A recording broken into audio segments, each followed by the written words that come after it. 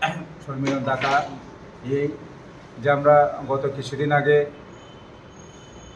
আমরা press release করেছিলাম যে আগামী নির্ধারিত 13 আগস্ট 2026 যে আমাদের রাস্তা অবরোধের জন্য আমরা প্রেস রিলিজ করেছিলাম, সেই মোতাবেক আজকে 5 তারিখ আগস্ট 2026 আজকে আমাদের জনজাতি কল্যাণ দপ্তরের মাননীয় মন্ত্রী বিকাশ দেববর্মার সভাপতিত্বে গোর্খা গোষ্ঠীস্থিত কনফারেন্স হলে উচ্চ পর্যায়ের এক মিটিং অনুষ্ঠিত করা হয়। এখানে আমাদের দুইটি সংগঠনের 8 জন প্রতিনিধি আমরা ওখানে গিয়ে আমাদের নৈতিক দফা দাবি সনদ আমরা মেমোরেন্ডাম পেশ করেছি এবং পুঙ্খানুপুঙ্খভাবে আমরা আমাদের দাবি সনদগুলা সেখানে আমরা প্রস্তাব করেছি। আমরা এটাই বলতে চাই যে বিগত 24 তারিখ জুন তখন আমাদের অনির্দিষ্টকালের জন্য রাস্তা অবরোধ ছিল, যেখানে চন্দ্রসাধু পাড়া এবং আথুকোঠাং তুইসা এলাকাতে রেল অবরোধ।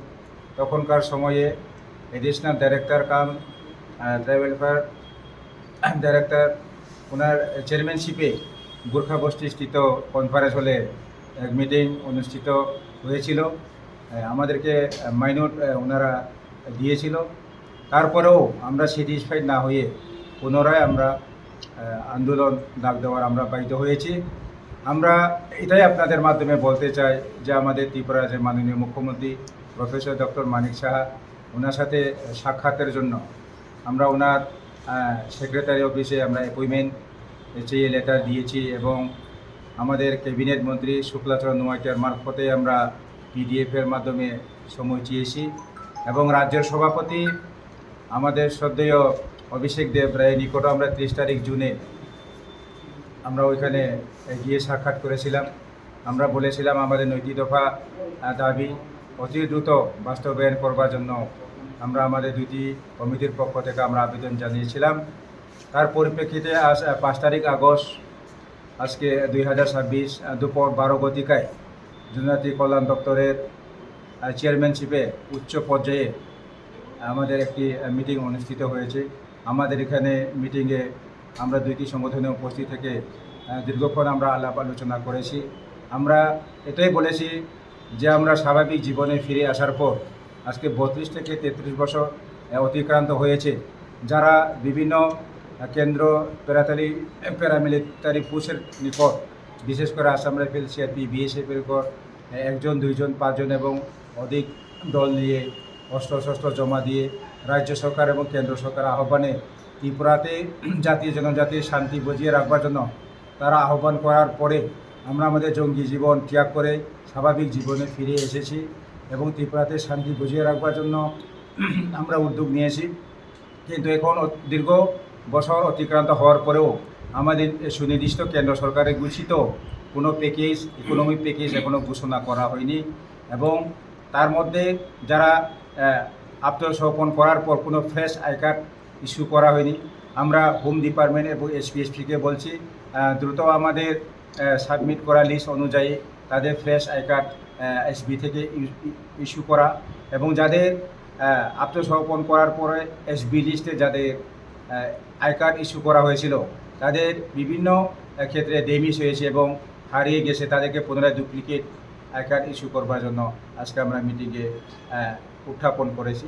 এবং এগ্রিকালচার ডিপার্টমেন্টের যে পাওয়ার টিলা, যে চাষবাসের জন্য আমাদের রিটারিসকে পাওয়ার টিলা ইন্ডিভিজুয়ালি দেওয়া এবং সাথে ধান কাটার জন্য রিপার মেশিন এবং ধান নিড়ানোর জন্য একটা উইডার মেশিন প্রদান করবার জন্য আমরা আজকে মিটিংয়ে প্রস্তাব রেখেছি। এবং পশুপালন দপ্তরে যেটা লাইফ স্টক ডিপার্টমেন্ট, এখানে ছাগল পালন, শূকর পালন এবং গাভী পালনের জন্য আমরা দাবি রেখেছি এবং আমাদের ছেলে মেয়ের যারা রিটার্নিসের জন্য ছেলে মেয়েদের উচ্চশিক্ষা নেওয়ার জন্য একলব্য মধ্যে রেসিডেন্সিয়াল স্কুল কিংবা আশ্রম স্কুল বা নবোদয় স্কুলে যেখানে ফ্রি অফ কস্ট তাদের আমাদের ছেলে মেয়েদেরকে শিক্ষার ব্যবস্থা করে দেওয়া সহ আমরা নৈতিক দফা দাবি সনদ আমরা পেশ করেছি।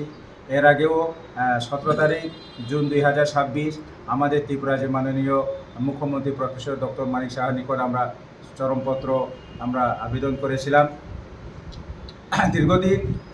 দীর্ঘ বছর আলোচনার পর আজকেও আমাদের কিন্তু কোনো সরা হয়নি। শেষমেশ আমরা আমাদের ত্রিপুরা যে মাননীয় মুখ্যমন্ত্রীর নিকট আমরা অ্যাপয়েন্টমেন্ট চেয়ে চিঠি ইস্যু করেছিলাম, কিন্তু কোনো সাড়া শব্দ না পেয়ে আমরা আগামী 13 তারিখ আমাদের পূর্ব নির্ধারিত অনুযায়ী আমরা অনির্দিষ্টকালের জন্য পুনরায় রেল এবং জাতীয় সড়ক অবরোধে আমরা ডাক দিয়েছি।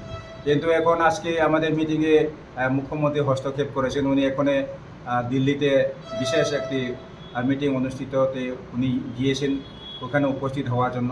তার কারণে আমাদের সাথে উনি আজকে সাক্ষাৎ করতে পারেনি, কিন্তু ওনার টেলিফোন হস্তক্ষেপের মাধ্যমে আমাদের জনজাতি কল্যাণ দপ্তর বিকাশ দেববর্মাকে উনি সম্পূর্ণ দায়িত্ব দিয়েছেন যে আমাদের সমস্যাগুলো দ্রুত বাস্তবায়ন করবার জন্য।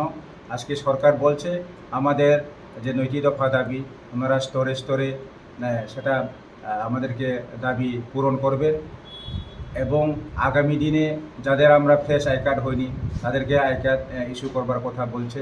ওর জন্য আমরা এখনও বলছি আগামী 13 তারিখ, যেহেতু সময় রয়ে গেছে আজকে 5 তারিখ, 2-3 দিনের মধ্যে যদি আমাদের সাথে ত্রিপুরাতে এসে মাননীয় মুখ্যমন্ত্রী যদি কথা বলে তাহলে আমরা প্রস্তুত আছি কথা বলবার জন্য। অন্যথায় আমাদের পূর্ব নির্ধারিত ঘোষণা অনুযায়ী আন্দোলন আমরা বসবার জন্য আমরা তৈরি থাকব। মুখ্যমন্ত্রী